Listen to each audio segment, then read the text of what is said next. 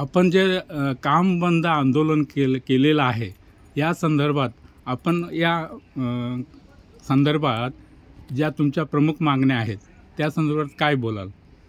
Sir, हे पहा, आमच्या प्रमुख मागण्या आहेत की 4थ्या वेतन आयोगापासून ते आता 7व्या वेतन आयोगापर्यंत लिपिकवर्गीय कर्मचाऱ्यावर फार अन्याय मोठा झालेला आहे. तर तो वेतन त्रुटीचा मुद्दा हा प्रकर्षानं सगळ्या लिपिकांच्या मनात तग धरून बसल्यामुळे हे काम बंद आंदोलन करण्यात आलेलं आहे.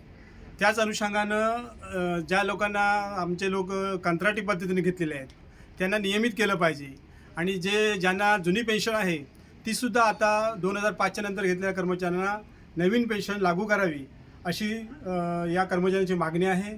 त्या अनुषंगानं हे दिनांक 23 फेब्रुवारीपासून काम बंद आंदोलन पुकारण्यात आलेलं आहे.